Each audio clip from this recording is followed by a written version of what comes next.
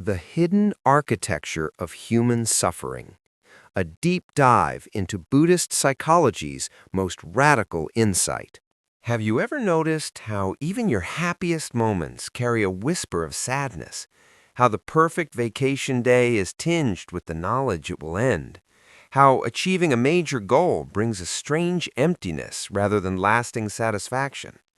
What if I told you that this wasn't a personal failing, but a fundamental feature of human consciousness that a single person decoded over 2,500 years ago? And what if understanding this architecture of dissatisfaction could fundamentally change how you experience every single day of your life? Today, we're going deep into something that sounds pessimistic, but is actually the most hopeful framework for human well-being ever articulated. We're exploring the psychological mechanics of suffering itself, not from a modern therapeutic perspective, but through a lens that predates psychology by millennia and yet remains startlingly more sophisticated than most contemporary approaches. This isn't about religion or belief. This is about the observable mechanics of how your mind creates suffering and how understanding these mechanics gives you leverage to interrupt the process. Let me start with something that might sound strange. The Buddha's core insight wasn't primarily about meditation or morality or karma. Those came later. His fundamental breakthrough was diagnostic. He looked at human experience with the precision of a physician examining a patient and identified something that had been invisible to everyone else. Suffering isn't a series of unfortunate events that happen to us. Suffering is a process that we actively construct moment by moment through specific mental operations. And because it's a process with identifiable components, it can be deconstructed. Think about the last time you experienced real frustration. Maybe you were stuck in traffic, or your computer crashed, or someone said something that hurt you. Now here's the crucial question. Where did the suffering actually occur? It wasn't in the traffic itself. Cars sitting still aren't inherently painful. It wasn't in the crashed computer, or even in the words themselves. The suffering happened in your mind's response to those events. It happened in the gap between what was happening and what you wanted to be happening. That gap, that friction between reality and desire, is where suffering lives. This is what the Buddha called dukkha, and it's essential to understand that the translation as suffering is inadequate and slightly misleading. Dukkha is more like fundamental unsatisfactoriness. It's the pervasive sense that something isn't quite right, that whatever's happening isn't quite enough, that you need something to be different than it is. And here's what makes this insight so profound. The Buddha recognized that this unsatisfactoriness isn't limited to obviously painful experiences. It pervades everything, even pleasure. Let me explain what I mean by that. When you eat something delicious, there's pleasure, right? But watch what happens in your mind. As you're enjoying that first bite, there's already a subtle anxiety forming. You know this pleasure will end. You might start anticipating the moment when the food is gone. You might already be thinking about when you can have this again. The pleasure itself contains within it the seeds of dissatisfaction because you know it's temporary. This isn't being pessimistic. This is being ruthlessly accurate about how your experience actually unfolds. The Buddha categorized this into 3 distinct types of unsatisfactoriness, and understanding these categories completely changes how you see your own experience. The first type is obvious: physical pain. Illness, injury, aging, death. Nobody needs this explained. Your body breaks down, it hurts, that's dukkha. But here's what's interesting. Physical pain is actually the least significant category of suffering in terms of its impact on your overall well-being. We'll come back to why that matters. The second category is more subtle and more pervasive, the suffering of change. This is the disappointment that comes from the fact that everything you enjoy will eventually end. Every relationship, every achievement, every pleasurable experience is already in the process of dissolving the moment it arises. You meet someone amazing, you fall in love, and underneath that joy, there's already the fear of loss. You get promoted, you feel successful, and within days or weeks, that success becomes your new baseline and you're looking for the next achievement. Nothing stays, nothing remains satisfying. This impermanence isn't a bug in the system. According to the Buddha, impermanence is the system. But the third category is where it gets really interesting, and this is what most people miss entirely. The Buddha identified what he called existential suffering, the unsatisfactoriness that comes from conditioned existence itself. This is the hardest one to grasp because it's so fundamental that it's like asking a fish to notice water. It's the baseline anxiety of having to be someone, of maintaining a self-image, of constantly constructing and defending an identity. Even when nothing is obviously wrong, there's a subtle tension, a vague unease. You might be successful, healthy, loved, and still have this nagging feeling that something is missing. That's existential suffering. That's the exhausting project of being you. Now here's where this gets practical rather than philosophical. Most of us spend our entire lives trying to solve the problem of suffering by rearranging external circumstances. We think if we just get the right job, the right relationship, the right amount of money, the right body, then we'll finally be okay. And there's nothing wrong with improving your circumstances. But what the Buddha recognized is that this strategy has a fundamental flaw. Even when you successfully get what you want, the underlying structure that creates suffering remains intact. You've just fed it temporarily. The mechanism that created the dissatisfaction in the first place is still running, and it will immediately find something new to be dissatisfied about. This is why lottery winners return to their baseline happiness within a year. This is why people who achieve their lifelong dreams often feel empty rather than fulfilled. This is why "I'll be happy when" never actually works. The problem isn't that you haven't yet found the right external solution. The problem is that you're trying to solve an internal process with external adjustments. So what is that internal process? This is where we get to the Buddha's second major insight, the origin of suffering. And this is going to sound almost too simple, but stay with me because the implications are vast. The origin of suffering is craving. That's it. Craving is the engine that generates dukkha. But we need to understand what craving actually means, because it's not just wanting things. Craving is a specific relationship to experience, characterized by grasping, by needing things to be other than they are, by refusing to accept reality as it presents itself. The Buddha identified 3 primary types of craving, and you can watch these operating in your own mind right now if you pay attention. The first is sensory craving, the desire for pleasant experiences through your 5 senses. This is the most obvious one. You want good food, comfortable temperatures, pleasant sights and sounds, physical pleasure. There's nothing inherently wrong with enjoying pleasant experiences, but notice what happens when that enjoyment becomes a need. When you can't be okay unless you have that pleasure, you've moved from appreciation to craving. And craving always brings suffering because pleasant experiences are by nature temporary. The second type of craving is more subtle, the craving for existence, for becoming, for a solid, enduring self. This is the deep urge to be somebody, to matter, to leave a mark, to be remembered. It's the fear of death and the desperate attempt to create something permanent in an impermanent world. You can see this in people's obsession with legacy, with achievement, with building something that will last beyond them. Again, there's nothing wrong with creating things or achieving goals, but when it comes from this desperate need to solidify yourself, to prove you exist, to matter, it's coming from craving, and it will generate suffering.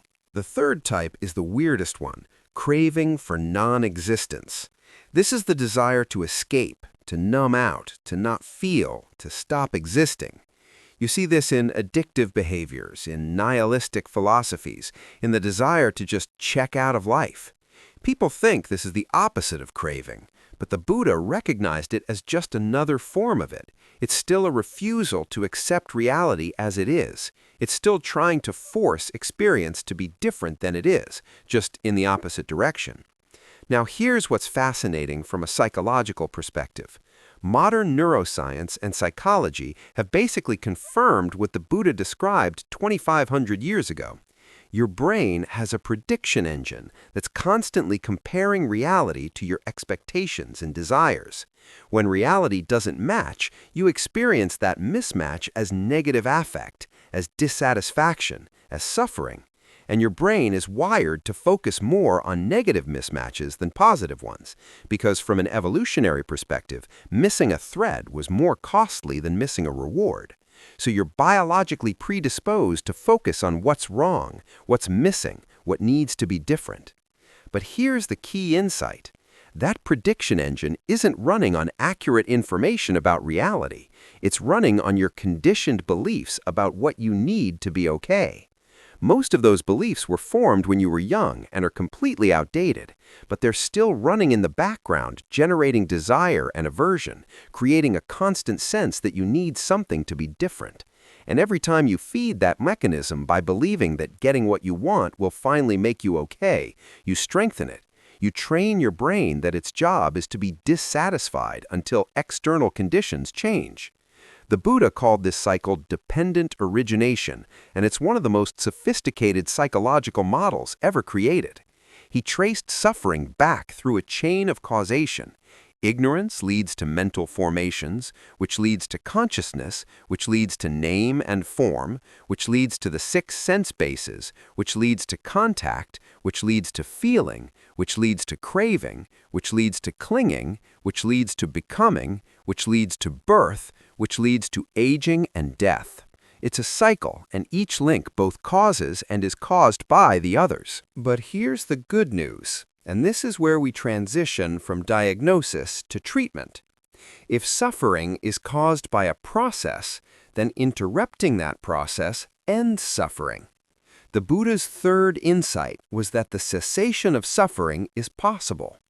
Not the temporary relief you get from satisfying a desire, but the complete ending of the mechanism that generates dissatisfaction in the first place.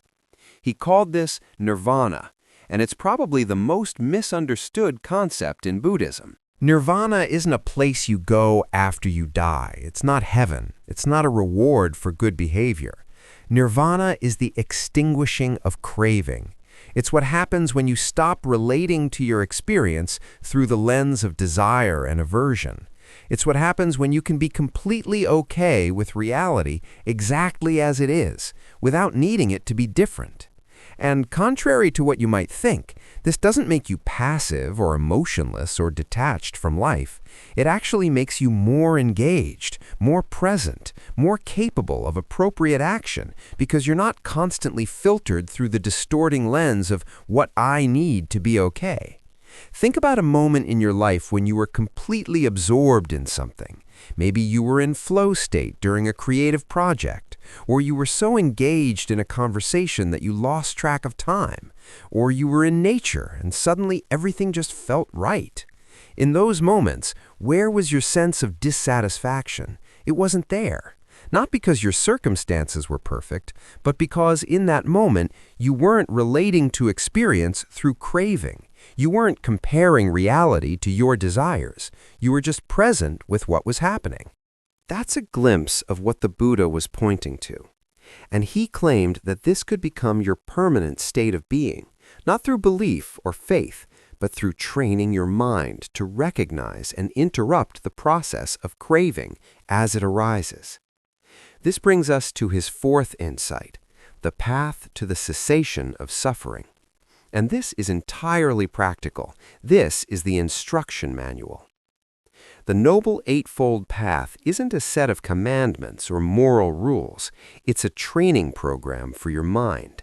It has 8 components, but they're not sequential steps. They're different aspects of practice that all support each other, like the strands of a rope. And they're divided into 3 categories: wisdom, ethical conduct, and mental discipline. The wisdom components are about seeing clearly. Right view means understanding the 4 noble truths themselves, seeing that suffering exists, that it has a cause, that it can end, and that there's a path to its ending. But more fundamentally, right view means seeing the 3 characteristics of existence: that everything is impermanent, that clinging to impermanent things causes suffering, and that there is no permanent, unchanging self. This last one is crucial, and it's what most people miss. The sense that there's a solid, continuous you that persists through time is actually a construction. It's a useful fiction that your brain creates, but it's not ultimately real. And clinging to that fiction as if it were real is a major source of suffering. Right intention flows from right view. Once you see clearly, you naturally intend differently. You intend toward renunciation, which doesn't mean rejecting the world, but releasing your grip on it. You intend toward goodwill, wanting others to be free from suffering. You intend toward harmlessness, refusing to participate in creating suffering for yourself or others. These aren't moral obligations, they're natural expressions of wisdom. The ethical conduct components are about living in a way that doesn't create unnecessary friction and suffering. Right speech means being truthful, but also kind. It means not gossiping, not being harsh, not wasting words on meaningless chatter. Every word you speak is an action that has consequences, and those consequences ripple outward, affecting both yourself and others. Right action means refraining from killing, stealing, sexual misconduct. Again, these aren't arbitrary rules. They're recognitions that certain actions inevitably create suffering and entanglement. Right livelihood means earning your living in a way that doesn't cause harm. You can't walk a path toward ending suffering while your daily work involves creating it. Here's what's interesting about the ethical components. They're not primarily about being a good person for moral reasons. They're about creating the conditions in your life that make it possible to see clearly and develop concentration. If your life is full of deception, harm, and exploitation, your mind will be agitated and cloudy. You can't develop insight in that state. The ethical components create the stability and clarity necessary for the deeper work. The mental discipline components are where the rubber meets the road. Right effort means making a sustained attempt to prevent unwholesome mental states from arising, to abandon those that have arisen, to cultivate wholesome states, and to maintain those that have been cultivated. This isn't about suppressing thoughts or forcing yourself to be positive. It's about recognizing that you have agency in how you direct your attention and what you reinforce with that attention. Right mindfulness is the practice of maintaining present moment awareness of your body, feelings, mind, and mental objects. This is probably what most people associate with Buddhism, and for good reason. Mindfulness is the tool that allows you to see the process of suffering as it's happening, rather than being lost in it. When you're mindful, you can watch craving arise in your mind. You can see the gap between what is and what you want. You can observe the whole mechanism in real time. And in that observation, you create a space between stimulus and response. That space is where freedom lives.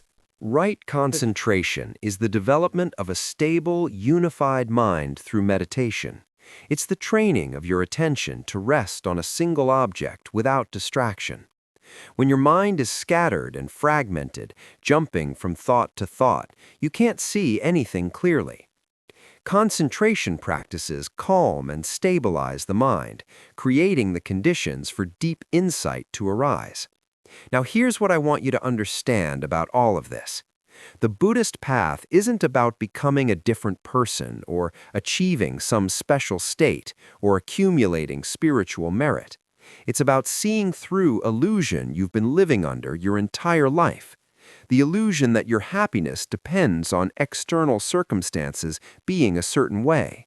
The illusion that there's a permanent self that needs to be protected and enhanced. The illusion that satisfaction can be found through the endless pursuit of pleasant experiences and avoidance of unpleasant ones.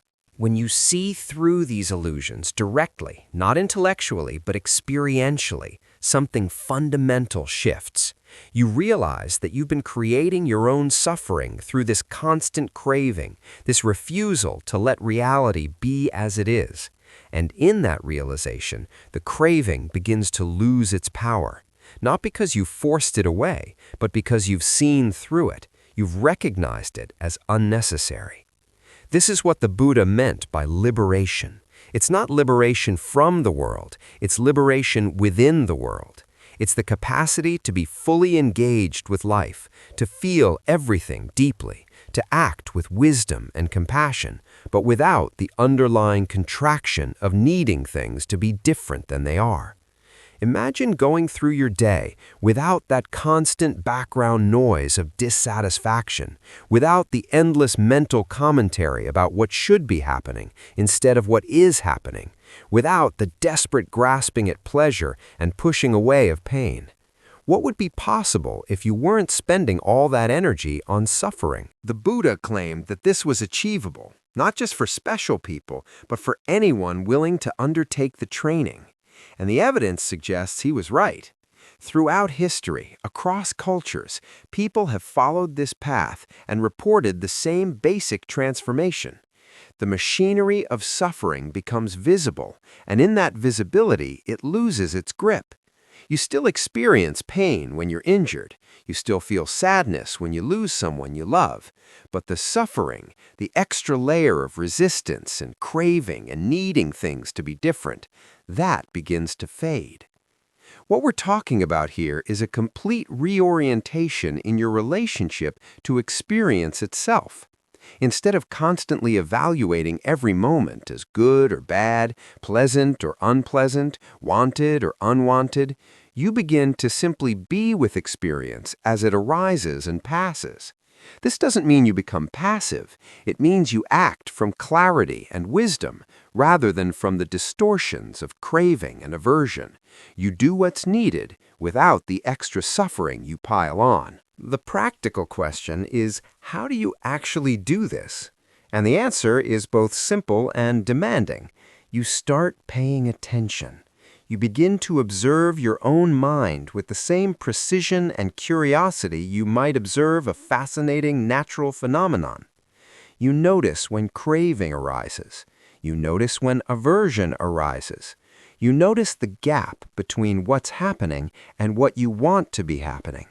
And in that noticing, without judging it, without trying to change it, just seeing it clearly, something begins to shift.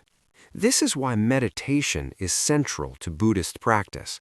Not because sitting still has magical properties, but because meditation is the laboratory where you train this capacity for clear observation. In meditation, you're not trying to achieve a special state or stop your thoughts or feel peaceful. You're practicing seeing your mental processes clearly. And what you discover is that every moment of suffering begins with a thought that says, this isn't okay, this needs to be different, every single time. The path forward from here isn't about adopting Buddhist beliefs or becoming religious. It's about investigating your own experience with radical honesty. Can you notice the mechanism of suffering in your own mind? Can you catch yourself in the act of creating dissatisfaction? Can you find the moments of craving, the moments where you're refusing reality as it is? This isn't easy work. Your mind has been running these patterns for your entire life. They're deeply grooved, but they're not permanent. They're conditioned, which means they can be unconditioned. The Buddha's insight 2,500 years ago remains as relevant today as it was then, because human psychology hasn't changed. We still create suffering through craving. We still refuse reality as it is. We still believe that happiness lies in getting what we want, rather than in seeing through the wanting itself. But now we have something the Buddha's contemporaries didn't. We have the validation of modern neuroscience and psychology confirming these ancient insights. We know now that your brain's default mode network is constantly generating the sense of a separate self. We know that your predictions about reality create your emotional experience more than reality itself does. We know that attention is trainable, and that changing your relationship to your thoughts changes everything. What the Buddha offered wasn't a religion, it was a diagnosis and a cure for the fundamental human condition of dissatisfaction. And the cure isn't belief, it's practice. It's the willingness to look directly at how you create your own suffering and to train your mind to stop doing it. This is the most radical and transformative work you can undertake, not because it makes you special or spiritual, but because it frees you from the prison you've been building moment by moment throughout your entire life. The question isn't whether the path works. The question is whether you're willing to walk it.